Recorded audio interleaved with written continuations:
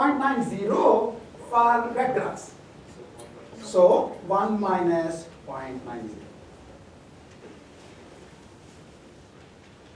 That's it. You now have the joint probability value for that number. And I sort of tried to explain to you last class, and I'll say it again in a minute now, that if you have joint distribution, you can answer anything.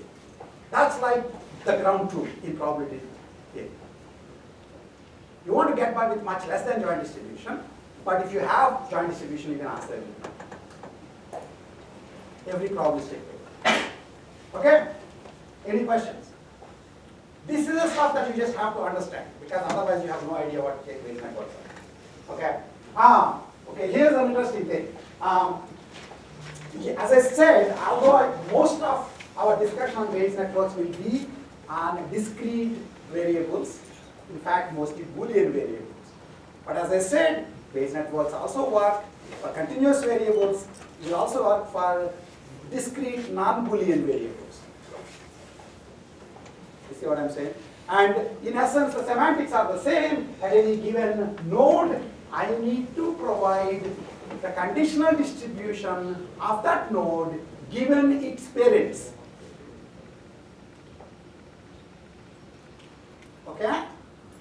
Imagine I have some network like this, where everything here, all of these numbers are real valued numbers.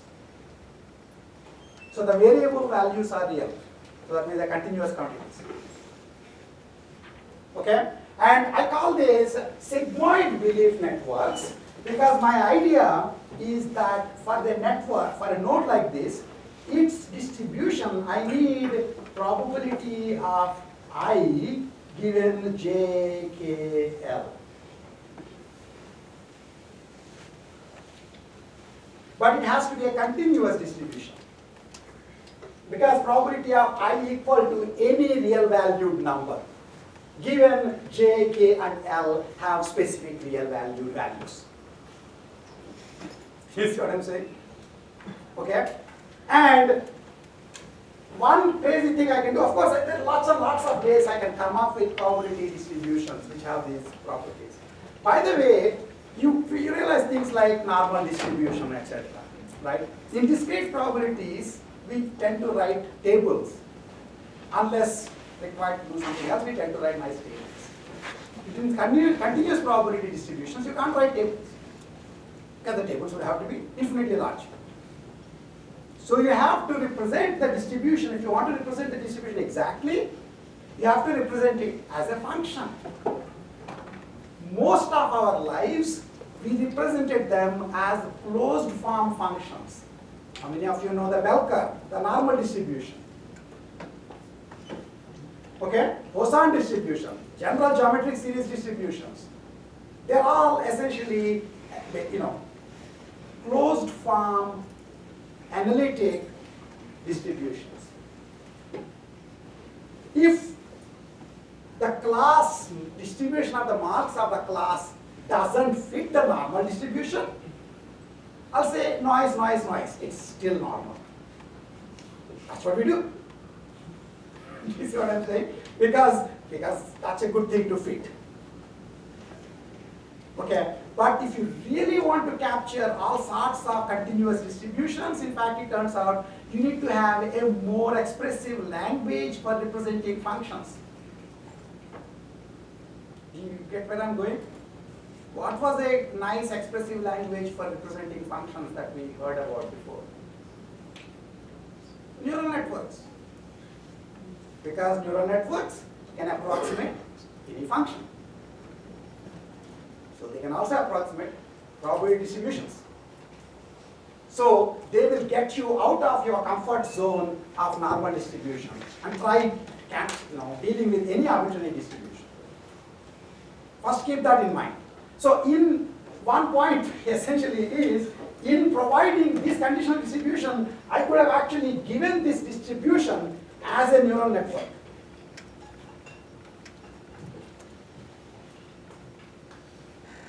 You see what I'm saying? So you want the probability, you put in the JKL values, it will tell you the probability of I.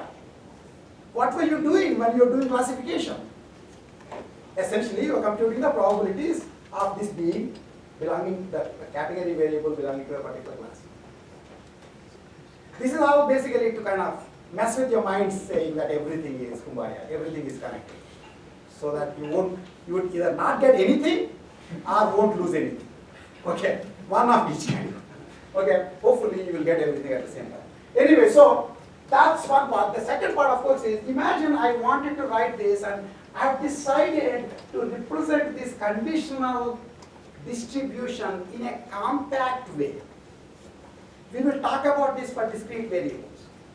The idea is, even though it has the 3 parents, I'll assume that each of the parents affect the conditional distribution sort of independently of others. So there are like factors for each of the parents. So imagine the following thing. I will decide to use this, which is your old logistic function or sigmoid function, as the conditional probability distribution for this node given its parents. The funny thing is, each of those parents are occurring independently. Weight, value of the parent times the weight associated with the parent. Normally, if you have 3 parents, conditional probability distribution should have, even if they are just Boolean parents, conditional probability distribution should have 8 rows, even if they are Boolean parents. If they are continuous, I don't know what the heck. Okay? Instead, I just say, I will basically assume that I and K and L are sort of somehow modulating their influence on, J and K and L are modulating their influence on I in this nice way. Who told me this? This is reasonable? No, nobody told me. This makes my life simple, so I will look for it. In general, this is what we do in the world, right? It's like, why do you look for lines? Not because there are lines in the world, but because your life would be simple. You see what I'm saying? Okay? So, I can actually write that, and this is a probability, this is a Bayes network. It satisfies everything I told you about Bayes networks. Do you understand what I'm saying? It's a Bayes network. The question is, but it's a neural network too. Do we have enough schizophrenia or not? So look like this, it's a Bayes network. Look like this, is a neural network. In fact, I bring this up because I actually mentioned this, I'm sure. I mentioned too many things and people don't remember much of it, but sigmoid belief networks were all the rage in around 2013. When people thought it's too hard to train neural networks. So remember I told you about Hinton's course on Coursera, which is no longer on Coursera because he said, well, most of it is no longer being used. It's still on his webpage. He will talk about sigmoid belief networks.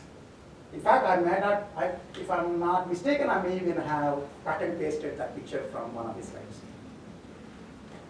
And his idea is that since we cannot actually train the neural network by backpropagation because it's too slow, we will first try to view it as a probabilistic network and use the belief network methods, which we will still learn for the rest of the next couple of classes. And do a little bit of that, and then do a little bit of neural network. This is what I'm saying. Okay? And that's how close things are connected. That's how close things are connected. In essence, actually, everybody wants to do belief networks, but neural networks are working, so we just act as if they're some kind of specialized belief networks. Okay? That's a very useful point to mind. But in fact, I brought this up just to make you realize that Bayes networks can be continuous. And in fact, everything we will talk about for the rest of the class, I will talk in the discrete version, but in the back of your head, you know that there are textbooks that will tell you how to do it for the continuous case. But then a bigger point is neural networks I mean, if you say particular kinds of belief networks, they might actually correspond to certain kinds of neural networks, feed-forward networks. The beauty then, one of the things that will become clearer as we go forward, is if you see this as a Bayes network, to make your life simple, they look exactly the same, or complicated, right? Because what happened was, notice what we did. Because we are representing the conditional distribution this way, each parent only, for each parent I only need to know the weight it is going to provide to this sum. Normally that's not enough. But this is the assumption I have made. This is the way I am going to represent the conditional distribution. So each parent is giving one weight, so those are the weights on the links. This is not true generally, but this is true for this kind of special Bayes networks. Okay? And if you have that, one of the interesting things, one of the mind-boggling things, is if you view it as a Bayes network, if I tell you something about this, you know something about this. Are people surprised at this? So, is there a directionality? We remember, I mean, maybe it's not as obvious there, but it's obvious probably here, that this is a network too, right? It's not a sigmoid network, but this is a network. And one of the interesting things is, if I tell you it is cloudy, you can compute the probability of wet grass. If I tell you it is wet, grass is wet, you can compute the probability of cloudy. If I tell you any values of any of the variables, you can compute the distribution on the rest.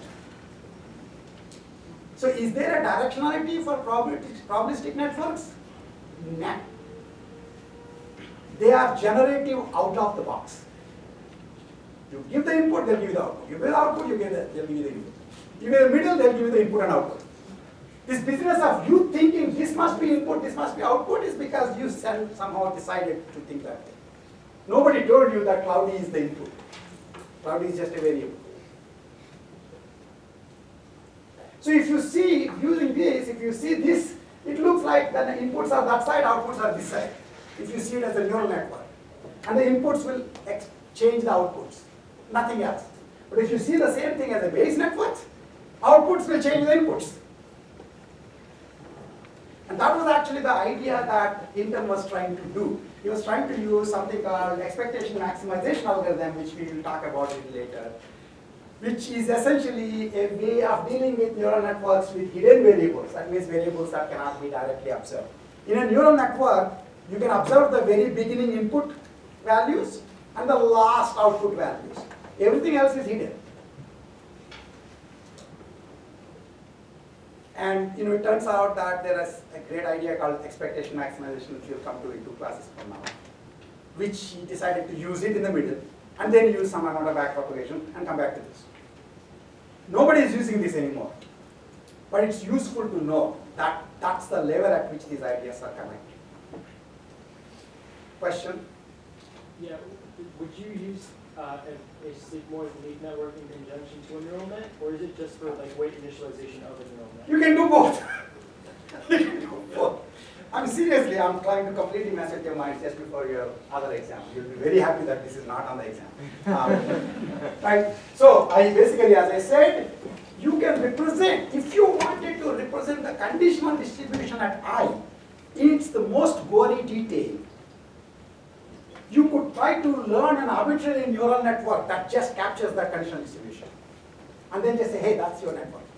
Because you try to look for some Gaussian, some Poisson, and none of them are working.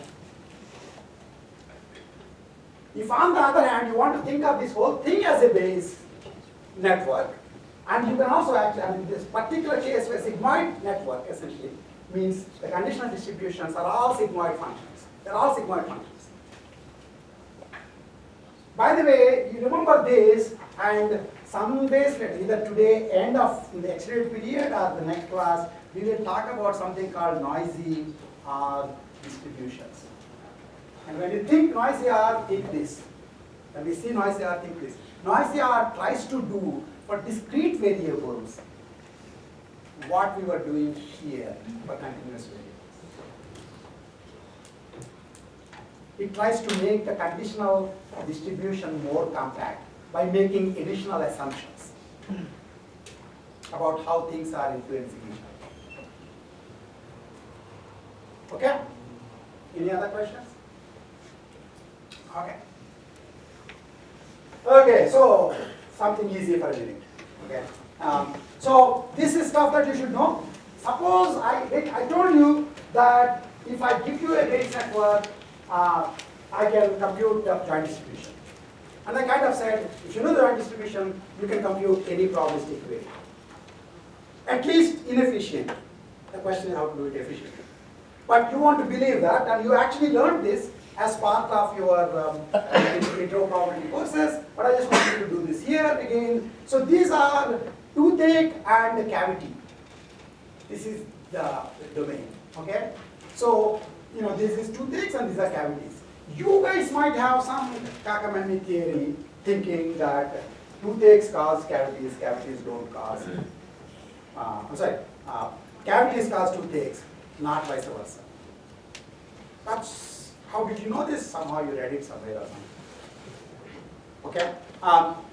But anyway, the point is that here is the full joint distribution for the two variables. That's how it looks, right? So, can I answer any of these queries? What is the probability of cavity and toothache? Say it loud. What is the probability of cavity?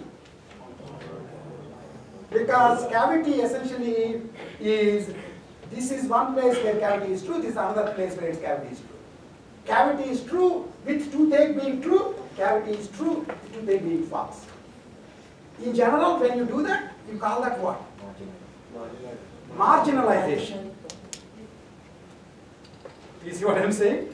Marginalization is the kind of thing probability people hate. Because marginalization requires actually summing out other variables. So that leads us to the next Bayesian joke. Bayesians are the only people who feel marginalized when they are integrated. This is a nerdy joke, right? Because what you do what you're trying to do to compute probability of cavity, if it was a continuous distribution, you would have integrated it over toothache. Probability CA toothache, DTA. Because it's discrete, you just added them. To do marginalization, you have to integrate. And hence the joke. Okay? Okay, so CA is 0.04 plus 0.06, 0.1. Right? Isn't it just 0.04? What? Isn't it just 0.04? No, this is probability of this one, the second one. Probability of cavity. Is cavity given toothache and cavity given not toothache? And I have to add those two numbers. What about the toothache? It's the same thing. You add up the numbers where toothache is true. Okay? That would be 0.04 plus 0.01. Cavity R toothache. This is the thing that I made a huge deal about, but you know the answer by now. I hope you looked at the textbook about the definities argument as to why we should define it this way, but what we would like to define it as probability of CA plus probability of TA minus probability of CA and TA. And you know this number from here, and you know this number, 105, and you know this number just by reading up.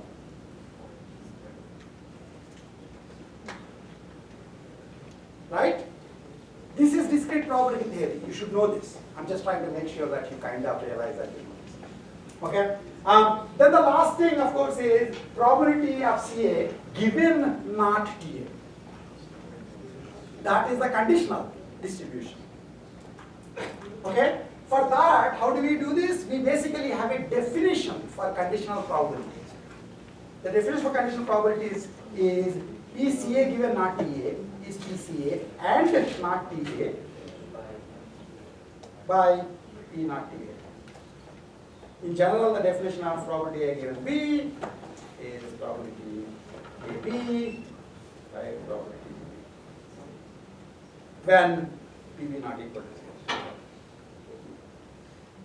If PB is equal to 0, you should be asking these kinds of questions.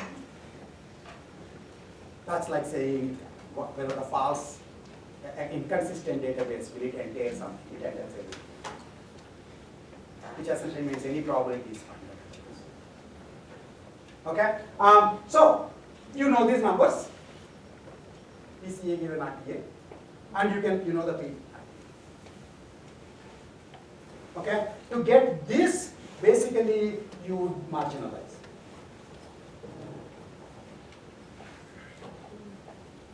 And in general, you are always asking questions. Probably, one of the most useful places where probabilistic reasoning first became popular at the time of expert systems is medical expert systems. And in the case of medical expert systems, there are two kinds of things, largely speaking. There are your symptoms and there are your diseases. There are also in between the syndromes, etc. But the two ends are symptoms and diseases. And somehow doctors seem to believe that diseases cause symptoms. Not black cats, not guards, but diseases cause symptoms. But whether or not you have a disease, oftentimes pending autopsy is a random variable. Because they have to test based on your symptoms to see whether you have the disease. Do you understand this? Okay? Now, first of all, here's the other interesting question. So basically what you wind up doing in medicine basically is you're trying to ask, you have these kinds of probabilities. Probability of disease given symptom, probability of symptom given disease. Right? What do you go to your doctors for? How many of you have gone to your doctor saying, "Doctor, I have flu, can you check if I have runny nose?" You understand what I'm saying? How many of you done that? It will be, kind of gross for the doctor that you can't even check your runny nose, but none of us do it. We do the opposite question. Doctor, I have runny nose. Do I have flu, Ebola, some other godforsaken disease? And then doctor will say, let me do 15,000 tests just to make sure that you won't sue me. And then I will say, yeah, just go. See what I'm saying? Okay? So doctors basically deal with diseases and symptoms.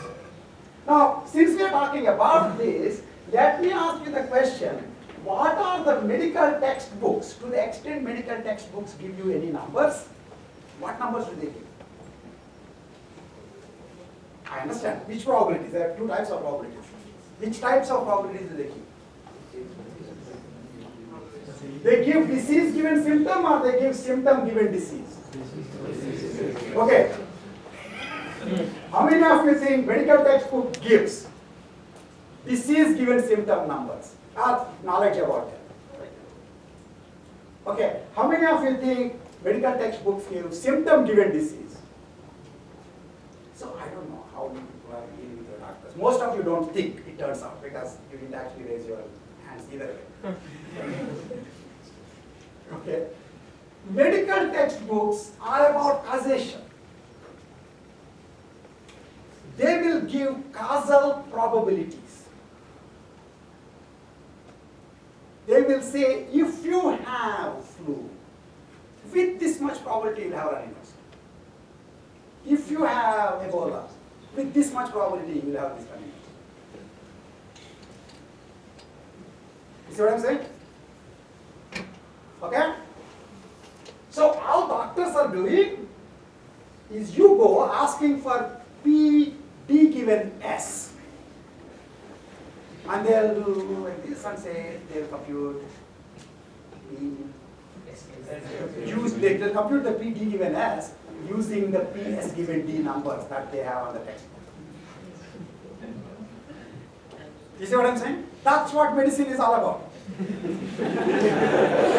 Okay? So, here is the thing. I'll just basically write that stuff here. So first of all, these are all the numbers. But before I go forward, let me just say okay. So before I go forward, I want to write this thing down. You go with probability. You're asking the doctor, what's my probability of having the disease given that I have this symptom? And the doctor has to answer that using the other kind of probabilities, symptoms given diseases. How do I do it? Well, it turns out that P A given B, or rather I can just write it like this, P D given S is P D and S by P S. And P S given D is equal to P S and D by P D. And unless you just fell off the, what the turning track, you know that A and B is the same as B and A. Right? So then you think, hey, I seem to have the same thing in two places. So I can say P, D and S can be written using this as P, D given S times P S, or P, S given T times P, D. Then you say, hey, you want PDS? No big deal.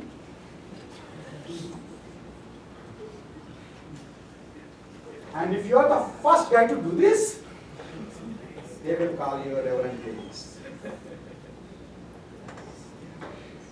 That's Bayes theorem. It's like you feel, man, if only I knew.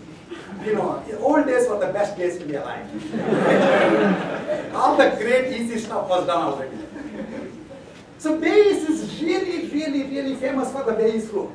He's also famous for other things. In fact, the real reason statisticians believe in Bayesian statistics as against frequentist statistics is because Bayesians, as I said, will say, if you get to a fourth, take it. And that we will talk about a lot later. But Bayes' rule is this. If I just showed you this rule, what's a big deal? Come on, this is just elementary algebra. But what it allowed you to do is to answer questions about diagnostic probabilities. This one in medicine is called diagnostic probability.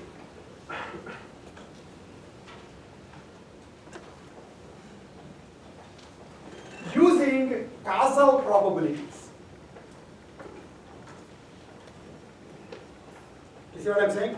Bayes himself doesn't care what is diagnostic, what is causal. He's just busy doing algebra.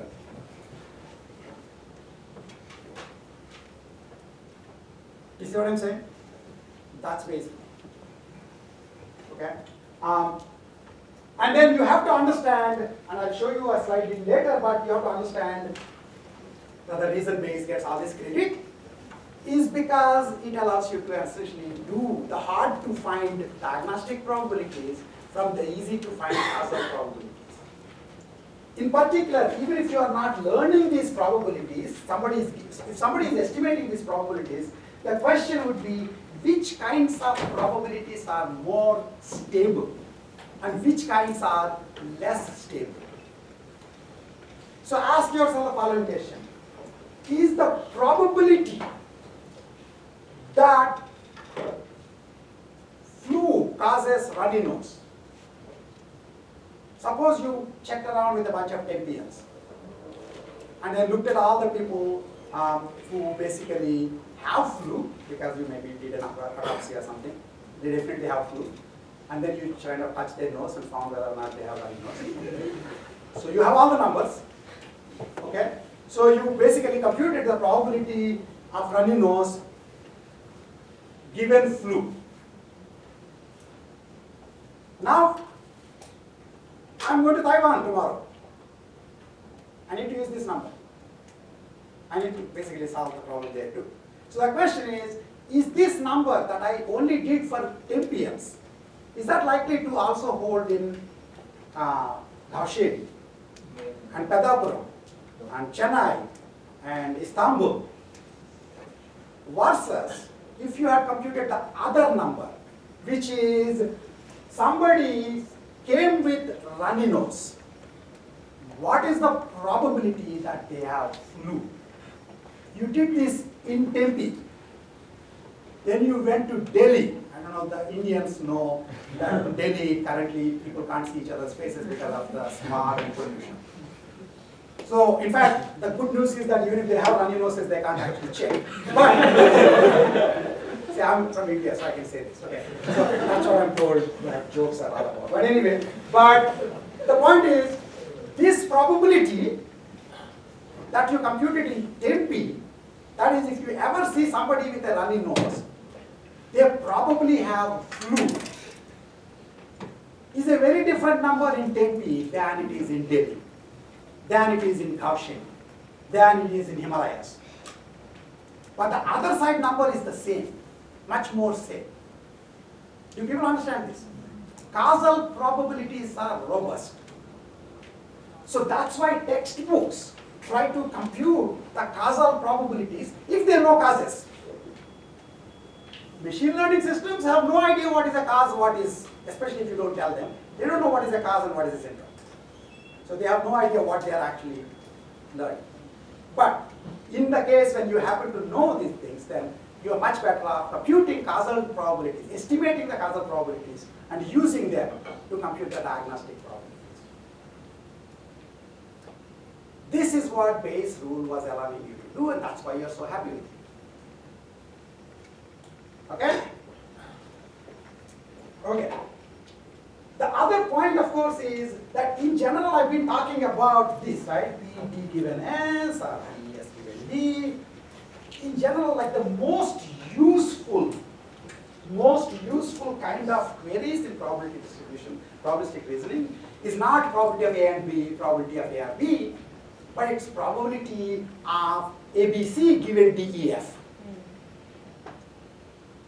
Probability of some things given some evidence. So most of the distribution, most of the questions you ask in the probabilistic reasoning are of the conditional variety. It's not that you can't ask the other questions, but you're more likely than not interested in these kinds of questions. And so in essence, what probabilistic reasoning is trying to do is computing these kinds of distributions. In particular, you walk into the doctor's office. What's the probability that you have flu? You just walked in. You didn't even open your mouth. They didn't even look at you. What's the probability that you have flu? Well, I mean, there is a prior probability that a random Tempe person has like maybe a 10% chance of having flu. Okay? So what I would say is the probability distribution of flu, and if the flu is actually can only be 0 and 1, which is our case, but you can also have other continuous variables. Then in the beginning you may have had some sort of a a particular